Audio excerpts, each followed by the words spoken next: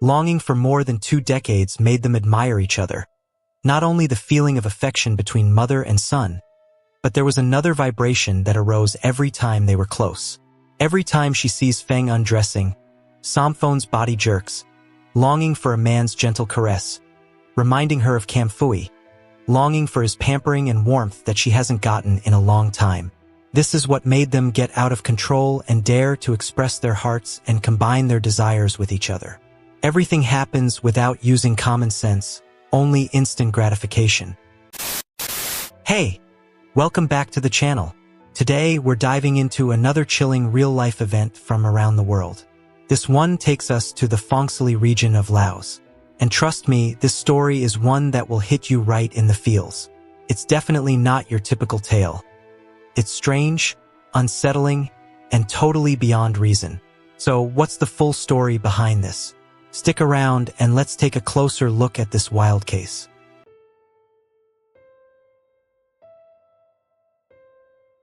Before we jump into the story, don't forget to like, comment, and subscribe.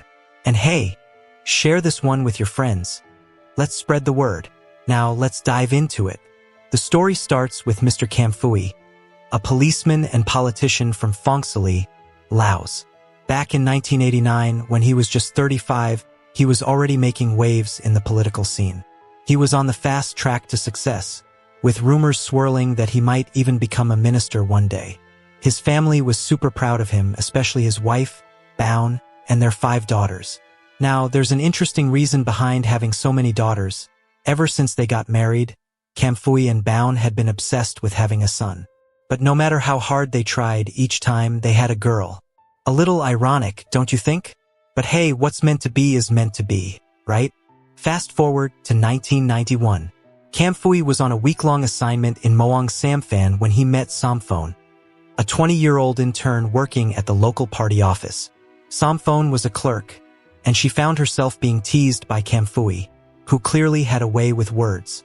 Even after his assignment ended, Kamfui kept coming back to Muang Samphan to visit Samphone. They started dating even though Samphone knew he was married. Then, things took a turn. Samphone got pregnant and demanded that Kamfui take responsibility. And instead of running away from the situation, Kamfui promised to marry her once the baby was born. Sure enough, in 1992, Samphone gave birth to a healthy baby boy named Feng, who, in Kamfui and Baun's eyes, was the son they had always wanted. Baun, despite the circumstances, agreed to let Kamfui marry Samphone and take her as his second wife. But here's where things get dark. 2 years later, Kamfui and Baun orchestrated a plan to have Samphone divorced and take custody of Feng. They set her up in a hotel with another man, a man they had hired and used money to manipulate the situation. The plan worked perfectly. Samphone was divorced, and Kamfui got full custody of Feng, finally fulfilling his dream of having a son. After that, Samphone disappeared, and Feng grew up to be the apple of his parents' eye. Fast forward again. The Kamfui kids grew up, went to college in Muang Samphan, since it had better universities than Phongsali. Feng was no different. He studied economics at Muang Samphan State University, alongside his third brother. Now, Feng had a love for soccer and he was pretty good at it. So, during his final semester, he started teaching soccer at a local private junior high school. Even after graduation in March 2016, while he searched for a job related to his degree, Feng became more and more immersed in teaching soccer. He ended up getting hooked on it, and it became his life's work. Funny enough, Feng's mom, Baun, used to talk about a woman named Samphone, a woman who was apparently his father's mistress. It wasn't until one day, by pure accident, that Feng stumbled upon an old document in his parents' closet. It was about the custody transfer of a child, and something about it seemed familiar. Feng began to suspect that Samphone might actually be his biological mother, but he never really dug into it. After all, Baun had always been there for him, loving, caring, and nurturing him like no other.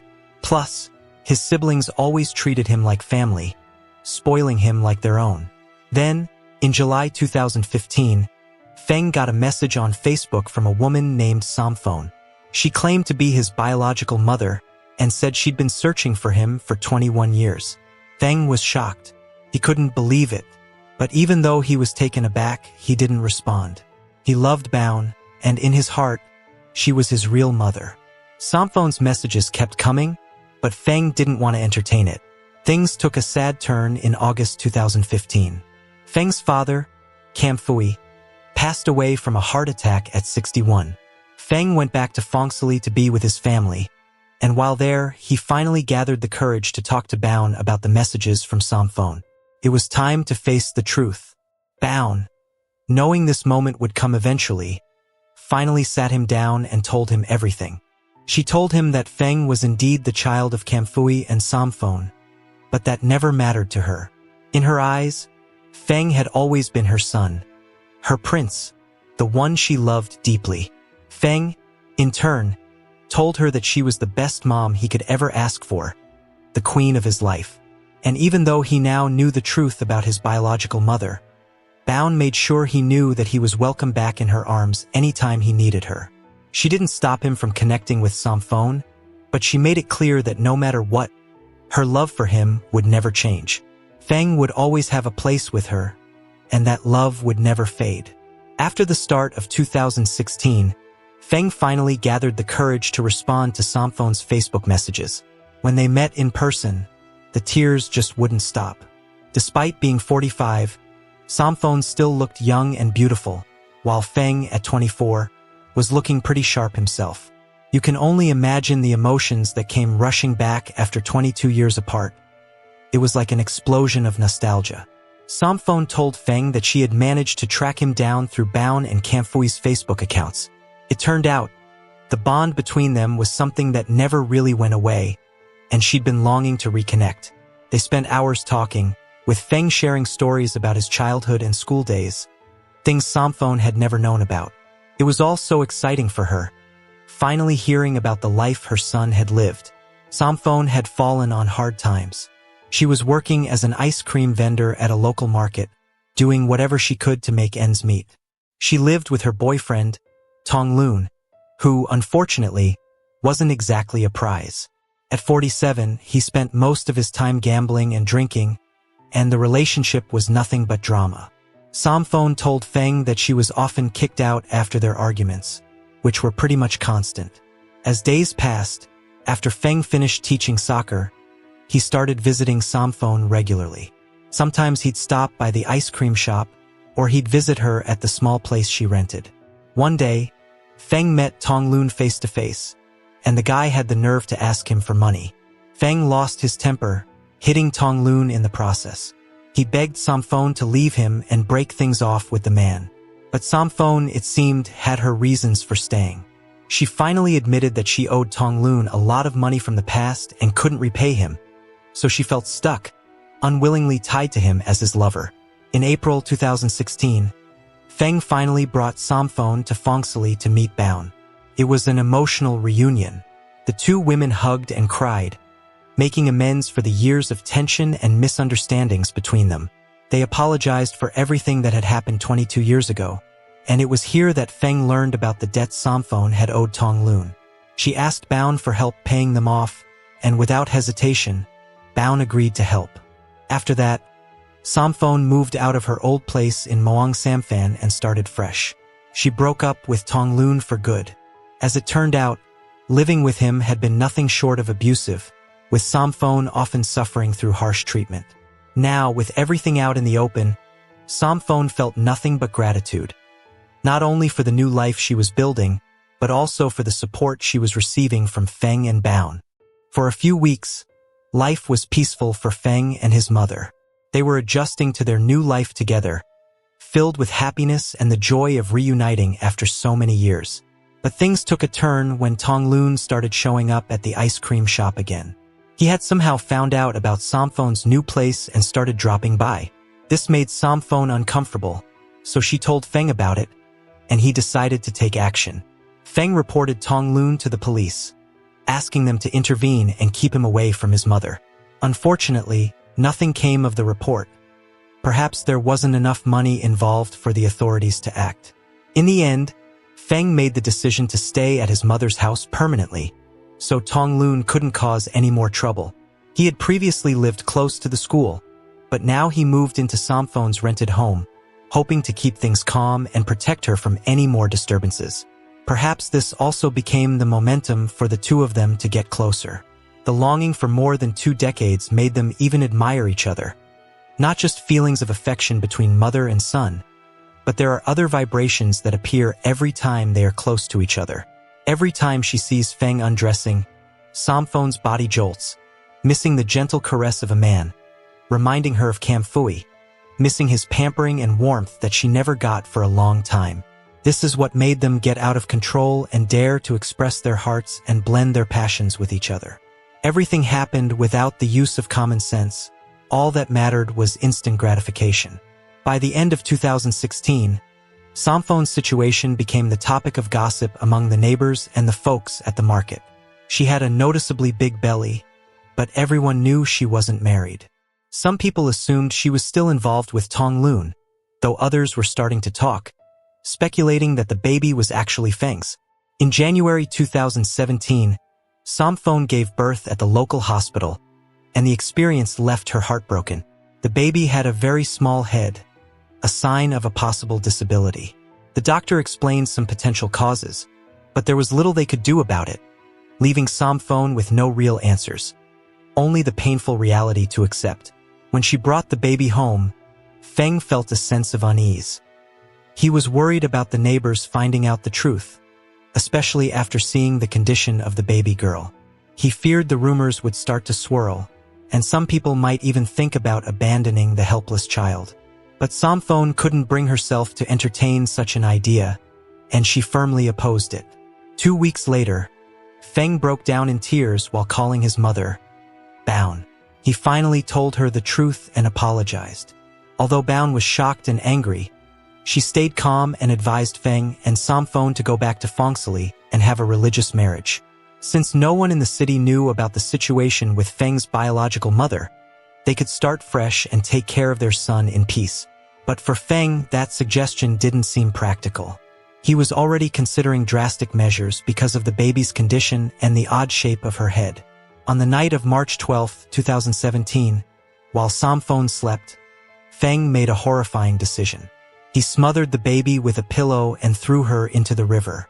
Afterward, he drove aimlessly, trying to clear his mind. Around 11 p.m., Feng stopped at a pharmacy and ran into Tong Lun, who began yelling insults at him. Feng ignored him and got back into his car, but things quickly escalated. Tong Lun threw a rock at his windshield, shattering it and pushing Feng over the edge. In a fit of rage, Feng started the car and drove straight at Tong Lun. Witnesses later said that Tong Lun was thrown to the ground and even run over again by Feng, who then fled the scene. Residents rushed Tong Lun to the hospital, but he was pronounced dead upon arrival. Feng, deeply shaken by the events, eventually turned himself in to the authorities, confessing that he had lost 2 lives that night, his baby and Somphon's ex-boyfriend, Tong Lun. Naturally, Somphon was devastated by the news. She immediately called Baun, who rushed over to support her son. Even Feng's siblings showed up, offering their love and moral support. Everyone was aware of the complicated relationship between Feng and Somphon, but no one ever imagined it would end in tragedy. It was heartbreaking to see the young man arrested for taking someone's life. Feng should have known better and kept his temper in check when Tong Lun provoked him. He could have reported the incident to the police, but after his previous complaints had been ignored, Feng felt there was no point. His frustration and trauma took a devastating toll that night. Through his lawyer, Feng expressed with a sense of resignation that on the night of the incident, he had stopped by a 24-hour pharmacy to pick up some headache medicine. He had been feeling dizzy from all the stress and hadn't been able to sleep for the past 48 hours. As he was leaving, he unexpectedly ran into Tong Lun, who started yelling and hurling insults at him. Tong Lun even chased him to the parking lot, throwing rocks and pieces of wood at his car, and stood defiantly in front of the vehicle, refusing to move. At that moment, Feng, already overwhelmed from the emotional toll of what had happened earlier with the baby, snapped and ran Tong Lun over, driving over him multiple times in a fit of rage. During the trial, Samphone also admitted that she was wrong for having any kind of contact with her biological son. Over time, what started as longing had unfortunately turned into something far more complicated and wrong. She revealed that when she was a few months pregnant, she had considered aborting the child but couldn't go through with it. Feng had promised to accept the baby, and they both hoped for the best. But what was born was a deformed baby, something neither of them had been prepared for. The imperfections in the baby left both of them feeling devastated, as though it was some kind of punishment. Samphone admitted that she never knew Feng was planning to harm the baby, and she was shocked when, on the night of the incident, the child wasn't in the bed. At first, she thought Feng had taken the baby out for a walk, but later, she realized the unimaginable had happened. On July 11, 2017, the Muang Samphan High Court found Feng guilty of intentionally taking 2 lives and charged him with a first-degree felony. The 25-year-old was sentenced to life imprisonment, while Samphone was also held accountable for her actions with her son, receiving a 2-year prison sentence. Throughout the process, the family, especially Feng's mother, Baon, made it a point to visit both of them in prison. Baon, devastated by the turn of events, remained hopeful that Feng would eventually be shown leniency. She believed that, despite everything, Feng was still a good person at heart, someone who had no criminal history and simply needed guidance. With this in mind, she and the lawyer appealed, but unfortunately, the appeal was rejected. What lessons can we learn from this story?